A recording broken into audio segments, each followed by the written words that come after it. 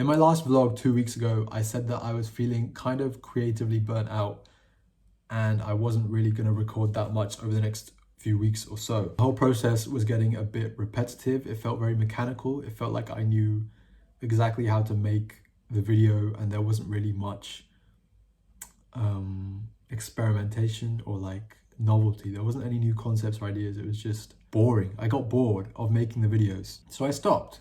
I was also creating way more than I was consuming, which meant I wasn't taking in any new ideas or new inspiration. It was just record, edit, record, edit, record, edit, which is also probably why I felt like it became such a repetitive process. So I didn't really create. I didn't really post much. I think I posted like 2-3 TikToks over the past few weeks. I posted one video on YouTube that I'd recorded before. I was back home at my parents' house trying to study for these exams. So there wasn't really much to record that would have been interesting anyway. However, because I wasn't creating, because I wasn't letting my mind wander, I fell into a bad habit of overconsumption. I was consuming a lot more than I was creating, which was 0, and consumption was like 100.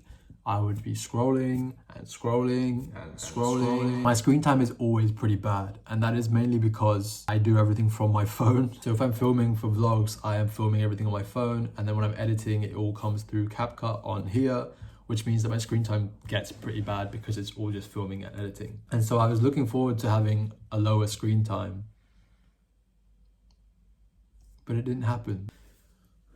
And it was around the same, which is like awful. Like that's really bad. I replaced all my creativity with consumption. And what it led to is me feeling very numb, very like out of touch with everything. I was trapped in a cycle of scroll, consume. If I'm not on TikTok, I'll be on Instagram. If I'm not on Instagram, I'll be on YouTube. If I'm not on YouTube, I'll be listening to music or like listening to a podcast or having something on constantly. I didn't give myself time or space to breathe. There was always something happening. And it also meant that I was procrastinating, like hella procrastinating. I did get some stuff done revision wise. I kind of have to, otherwise I'd be very far behind right now. My first exam is in a week, so I would be a lot more panicky if I hadn't done anything. But that being said, I still barely did any revision in comparison to the amount that I procrastinated. I think I played more games of chess than I did revise. But my chess rating did go up to like a 1150. So is that really a loss? Add me on chess.com if you want to play me. 1200 by the end of summer. Anyway, I think the problem is that it's so easy to get caught in this cycle of overconsumption, especially when you're not putting your mind in other places. All you can do is just consume. The problem with that is that it's everyone else's ideas, everyone else's opinions, everyone else's creations, and you're not allowing yourself to fully take those in because you're immediately going on to the next one. And you're also not giving yourself any room to think of your own or create your own.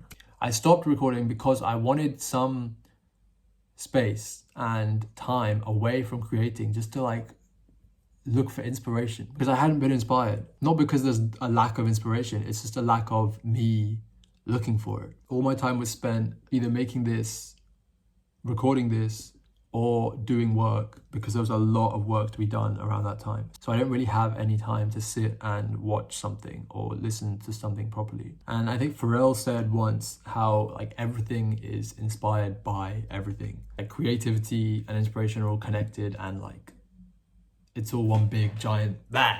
If you're just doing one thing, very quickly you're gonna feel stuck or lost or bored, because you start off here and the more and more you chip away at it, it gets smaller and smaller until there's like nothing really left. Do I have any props to demonstrate that? Okay, imagine this is my creative outlet and the water inside is the creativity. If I drink all of this water, if I take out all of my creativity, I'm gonna have to refill it, right? Otherwise it's just empty.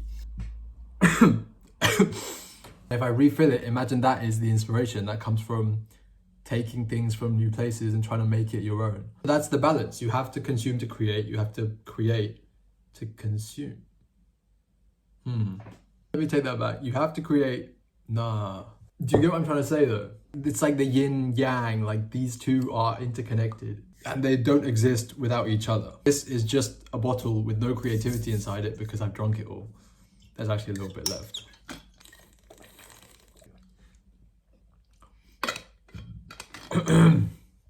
Now this is a bottle with no creativity inside it because I've used it all up.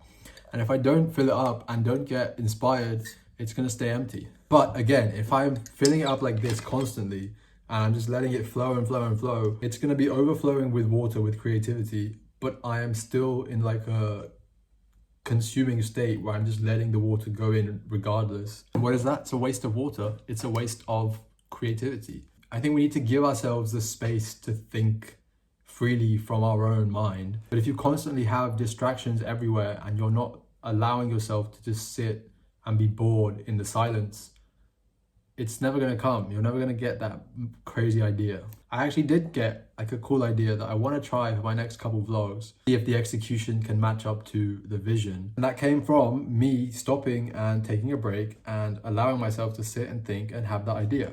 But then I got lost in the sauce a little bit and started looking at too many different things. And that meant that these next few vlogs I'm gonna make are gonna be kind of different. Hopefully, maybe you won't even notice, maybe it'll be the exact same. But like, to me at least, the process of making them will be different, and that's the main thing. Silence will bring out the best creative ideas because it's just, you're letting your mind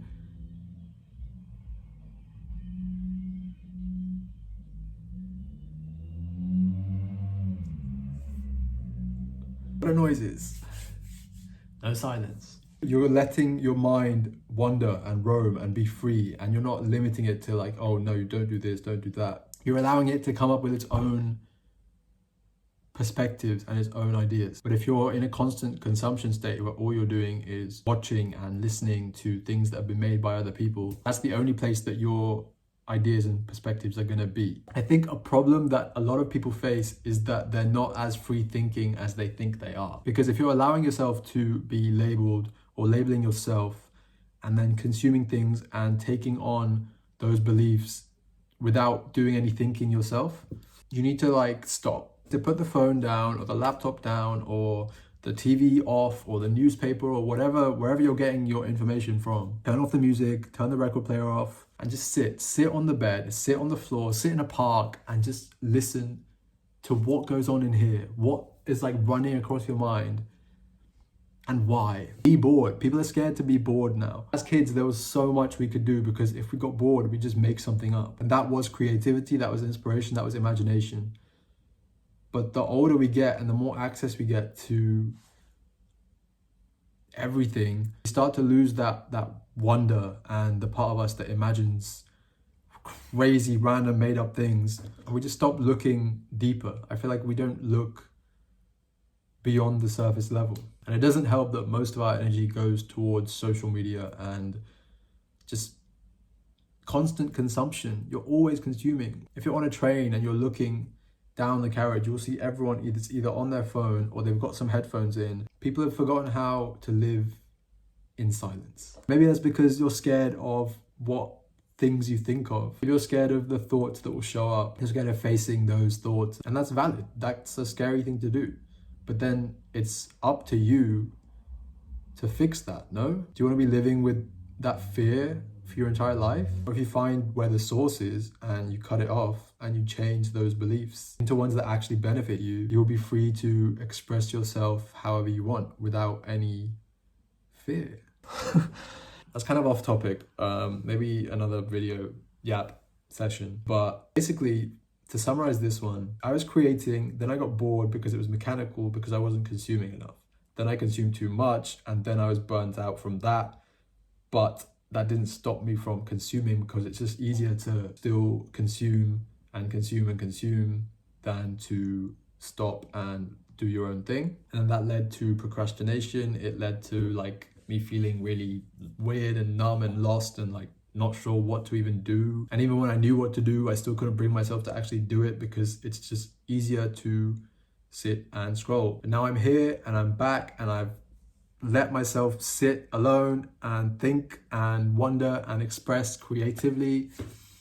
I know exactly what I need to be doing and I'm just doing that. So to wrap it all up, creativity and consumption exist together. They coexist, but too much of either one of them is bad and there needs to be a good balance.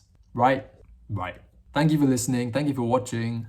Hopefully you got something out of this video. Be creative and do whatever you want to do, and think freely and live in the moment, and I'll see you next time. Bye.